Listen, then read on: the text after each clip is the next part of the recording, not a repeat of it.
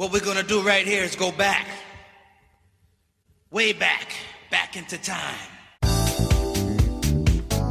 Hello, my friend, and welcome to another episode from the WDW Radio Archives. I am Lou Mangello, and this is show number 729, and each week I'm going to select an evergreen episode to share with you that maybe you haven't heard before, or one that you haven't heard in a long time. From interviews to top 10s, relevant reviews, guides, Wayback Machines, and more, it's a great way to visit or revisit some of our favorite episodes, including ones that you've suggested I share from the archives.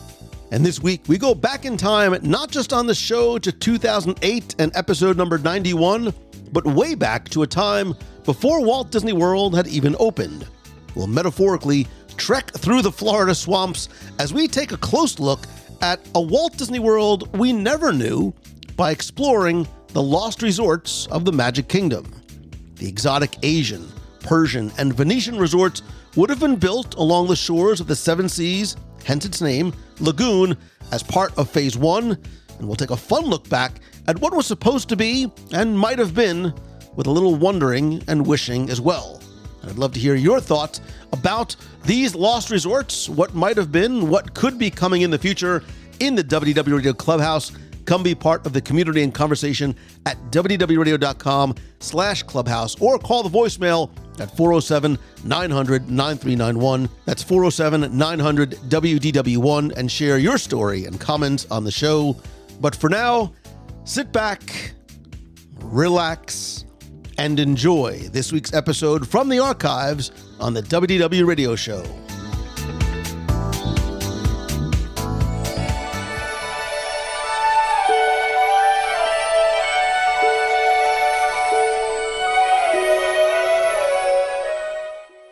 In this week's trip aboard my Walt Disney World Wayback Machine, we're going to travel back to Walt Disney World's very early history, not to look at a show or an attraction, or even a restaurant, although if we had time to, I'd love to stop by the Adventureland veranda and check out JP and the Silver Stars, but instead, we're going to journey back into a time even before Walt Disney World had officially opened to the public.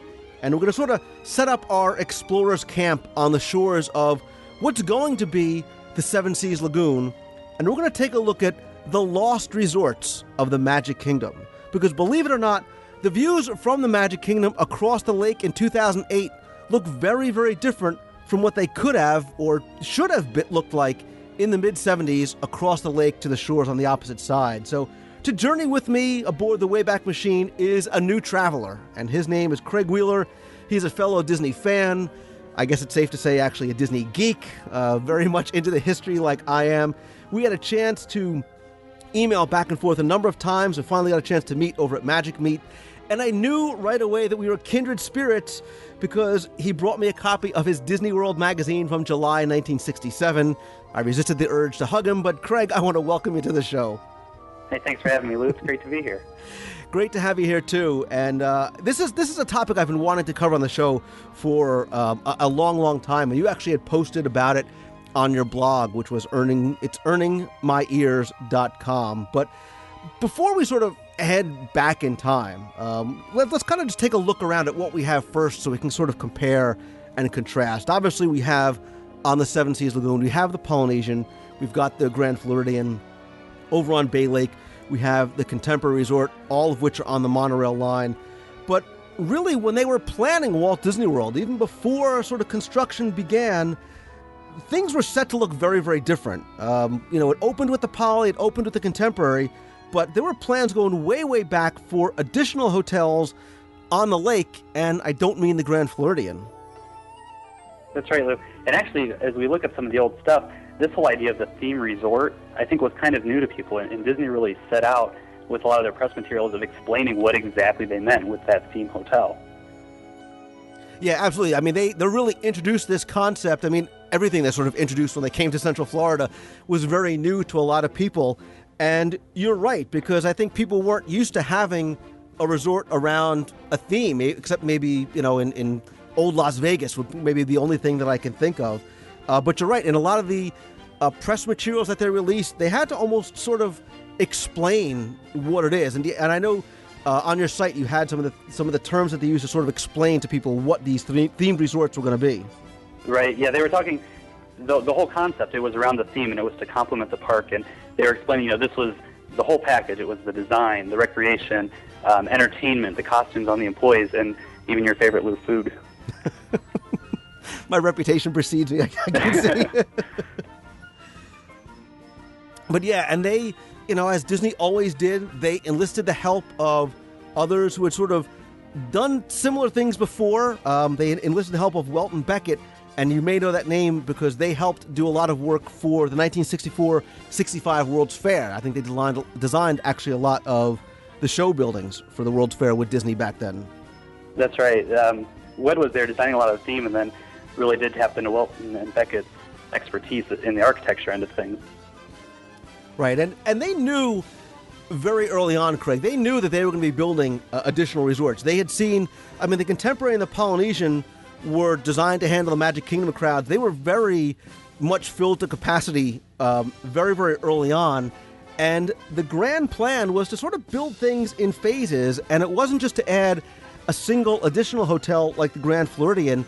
They had, in fact, planned on building a total of 5 different themed resorts over the next, maybe 5 to 7 years on both Bay Lake and the Seven Seas Lagoon. That was right. They kind of planned the whole thing in phases, and this really was phase 1, was the Magic Kingdom, and then all of these supporting resorts and other facilities. And really the message was, we've got these 2. We've got our flagship Contemporary, the Polynesian, and then we've got 3 more that we're going to keep in our back pocket that we can build as the demand builds for our theme parks. Right, and don't be confused. We're not talking about the Fort Wilderness Campgrounds, which opened, at the same time as well as right. being one of those other. We're talking about a full-blown resort hotel destination, and we can start talking about them individually, but they were actually going to be 3 very distinctly themed hotels. It was going to be an Asian, a Persian, and a Venetian. And I think let's really start off with the Asian hotel, because it's probably appropriate because it was going to be the first one to have opened as part of this grand plan. That's right. I think actually the design went the farthest in this, and I believe even in the 1972 annual report, it even got mentioned that they were getting ready to start formal planning and designing on it. Yeah, and they had actually done site prep work for it as well. And you were actually able to see it in late 1971. You can see that the construction team had done a lot of work specifically for this resort. And you're right, in the very early annual reports, they had talked about the fact that the Contemporary and the Polynesian, they were at 100% capacity, and they were going to build this third 500-room Asian-themed hotel. And the interesting thing about it, too, is where it was placed, because it actually sits where the Grand Floridian sits today.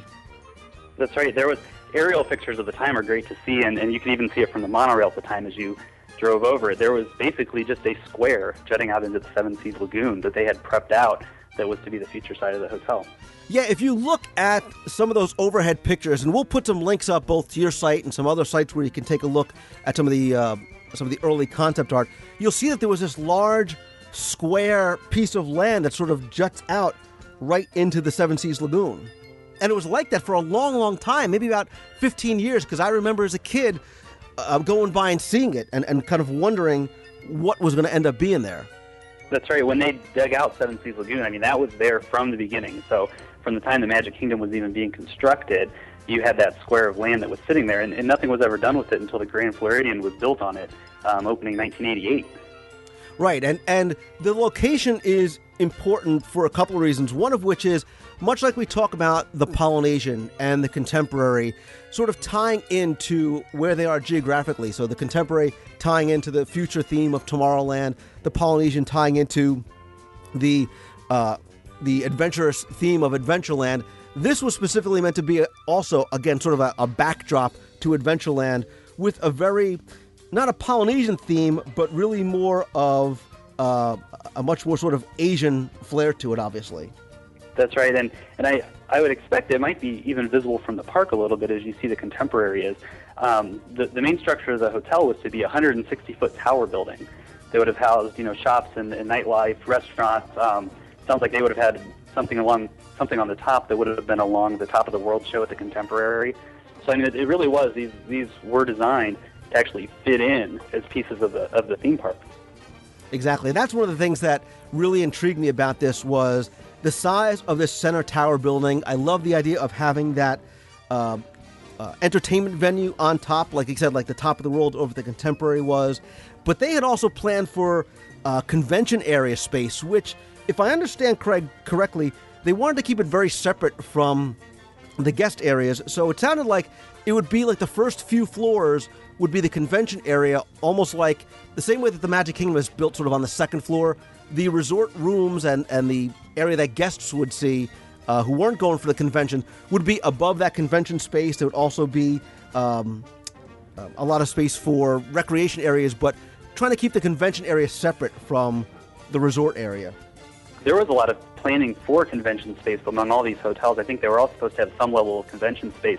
And Disney, I think, expected to kind of draw on that during the off seasons. They planned to have these large convention facilities. They would all be linked together with closed circuit television, and they really did plan to only schedule conferences during certain times of the year. And I really think that was their business plan up front, to try to draw some traffic down during the slower times of the year. Yeah, and it also definitely seems from the pictures and the descriptions that it was going to be a very high-end resort. Very beautiful in theme, a lot of drawing from Thai culture and Thai architecture, the theming of the decor, of course, obviously the restaurants. I'm disappointed that never came to be. But it seemed like it was much more opulent, I guess is the word, as opposed to maybe what we have with the Polynesian now. Right. There was scheduled to be 600 rooms, and they were saying 50 of them would be suites, and the description reads, in royal Thai decor. So I really think they were trying to go fancy. And this hotel, I mean, if you look through some of the concept art that was released, you really do see a lot more of pictures in this one of the dining establishment and of the grand lobby and things like that we didn't get so much with the Persian or the Venetian. Right. So at this point, people are saying, okay, it sounds good. They were well on their way to building this. There were models that were constructed. There were plans. The designs went back early on. Why did this never happen? Why did this never take place? And I think that really comes back, all three of them. And Disney hit a roadblock in the early 70s, shortly after the whole Walt Disney World opened, and it was largely an energy crisis, an oil embargo in 1973, followed by a stock market crash. And really Disney saw this, and the whole thing was going to hit tourism. And so they just really couldn't afford for any of these hotels to really come out of the gate. Exactly. And that actually goes for the second hotel on the list, and that was the Venetian, because this too was also supposed to be one that would have been open and operational, hopefully on or about October 1st. And the location of the Venetian would have been, if you can picture this, between where the Transportation Ticket Center currently sits and the water bridge that's in between Bay Lake and the lagoon. So sort of, if you could picture it, in between the Polynesian Transportation Ticket Center and where the Contemporary currently sits. Right, just to the west of where Wilderness Lodge stands today. Exactly. And this one, again, a beautiful resort themed after, obviously, as its name implies, Venice, Italy. Right, and they were looking at St. Mark's Square, and so they were planning, think of how we see today at the Italy Pavilion in Epcot, where you've got the Campanile, and, you've got just these great buildings. But the great thing about it was there actually were supposed to be canals and waterways with gondola rides and bridges going over them. You could take your gondola ride down and do your shopping. And, it really just looked like it would have been a great experience. Yeah, there was the lobby would have been topped with glass. It would have had a beautiful sunlit atrium. But like you said, the real sort of draw would have been this city of canals. And if you've ever been to the Venetian in Las Vegas, appropriately enough, that's exactly sort of what they have. They have a canal going through it through this shopping mall, basically. So the resort actually was supposed to have a small harbor enclosed in it, and so then that actually is what would have led to your gondolas down the streets of water and the footbridges and everything. I think this would have been a great place to rent a boat. I mean, can you imagine if they would have had the harbor right there, and you steps from your door, you would have had the boats there. You could have gone out and hit those out onto the lake. Yeah, and you actually have on your site, you've got a scan of not just one of the postcards, but one of the actual models. And it really looked like, and again, to a much, much smaller degree, what you see over in World Showcase, but it was going to be huge. You're looking at another 500 rooms that they would have had basically on the monorail line. That's right. And actually, it's interesting looking through some of the concept art and stuff of this, because the model you refer to actually had 2 campaniles as opposed to one that you would hear in the descriptions or see on the postcard. And then some of the various pictures and renderings you would see of the entire property, some had the monorail actually going to the Venetian, and I actually found one where the Venetian wasn't on the monorail line. Interesting. Now, something else that's interesting about this resort, too, obviously you're talking about the early oil embargoes of 73, whatever it is. This was allegedly a victim because of that. But this idea of putting a resort here didn't die. And I want to touch on maybe the fourth of the resorts that wasn't built and not one of the original 3, because they had the idea, Eisner actually had the idea in the early 90s of, yes, it's time to add another resort to this area. We need the rooms. The economy is doing better. But we're going to abandon the idea of going with the Venetian, and instead we're going to go with a Mediterranean-themed resort. And that would have opened up in the late 90s, themed after sort of like a small Greek island, a Greek village. Again, this was going to be their flagship resort. This was going to be the new 5-star resort that they wanted to build. That's right, but this one kind of went under for a different reason, as you alluded to. The land where they wanted to put this wasn't suitable for building. They did soil samples, and they tried to put up some test structures, and everything just kind of went into the ground. It wasn't stable at all. Yeah, supposedly they just sank, and they just don't know how far down they actually went down. And because the land is just so swampy and so boggy, there was just no way to sort of solidify it to even, forget about putting up a structure in a hotel. They couldn't even get the pilings to stay up. Mm-hmm. So until they're able to sort of maybe, if they can ever get around that construction thing, we may never see anything in that section of the Seven Seas Lagoon. That's right, but thematically, I mean, if you look, you've got everything right there, and the Wilderness Lodge right behind it. I can't imagine they would even consider putting something there anymore. Of course, then again, they were able to sort of get around it, adding the extra rooms in a roundabout way by knocking down the North Garden Wing and building the new Bay Lake Tower, which is obviously, we all know, next to the Contemporary, and going to be incredidly popular. I have a sneaking suspicion. That's right. I'm trying to work that one in the budget. I think a lot of people are trying to work that in the budget. It's made discussions of, hey, should we buy DVC? I think come up a little bit more around the dinner table for a lot of families. So, but we're going to save. We saved the last of the 3 resorts because of its location, really. And this was the Persian resort. And unlike the others that were on the Seven Seas Lagoon, this one was actually going to be over on Bay Lake. It would have been on the northwest corner, a little bit away from where the Contemporary stands today. So this one looks really interesting, actually, because you really do have that great Persian feel that you think of. You've got the big domes and the mosques and columns, and actually, again, a lot of water was planned into this one. Some of the press material said that guests will practically be able to sail to their rooms through a sheltered marina. Yeah, and if you look at the model, and again, you have a great scan of this, and I'm obviously going to link to it from this week's show notes on your site. I really, really like the theming of this resort, and like you said, they talk about like I said, the mosques and the columns and the courtyards. And I don't know what an old Persian dining facility is, but it sounds intriguing nonetheless. And this is yet again another big one, another 500. All of these resorts would have been very large in terms of number of rooms. And this one, I think, though, would have been great just for its seclusion. It would have had its own monorail path going out to it, and it would have had its little spot out on Bay Lake. And the only things you really would have been able to see would have been the Contemporary and Discovery Island. Exactly, and you made a point that's very important to talk about, which was this was going to alter the monorail line because it would have actually changed the route. So now instead of kind of going from the Contemporary to the Magic Kingdom, it would have actually, I think the original plans, Craig, had actually had it going from the Persian into Tomorrowland, much like the monorail actually goes into the theme park in Disneyland. It would have stopped in Tomorrowland and then sort of gone back around maybe to the front of the Magic Kingdom and then over to where, at the time, the Asian resort would have been. That's right, and And I do wonder if that would have actually come to be if they would have built that hotel, because you talk about the great show, the movie style as you're approaching the Magic Kingdom, of coming across the lagoon and seeing the long shot of the castle and the curtain rising as you come under the train station. And I think you would have lost that effect if you would have come straight in through Tomorrowland.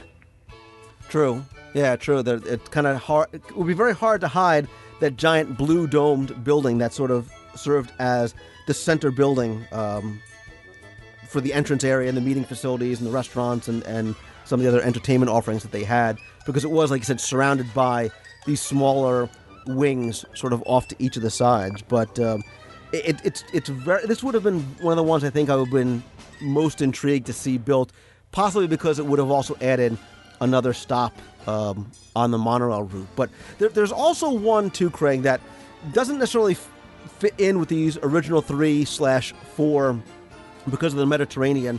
But there was at one point a mention of another hotel that was supposedly going to be built along by the west of River Country, themed as a Western hotel. This was according to, actually, Dick Nunes talked about this back in 1982, and that was Cypress Point.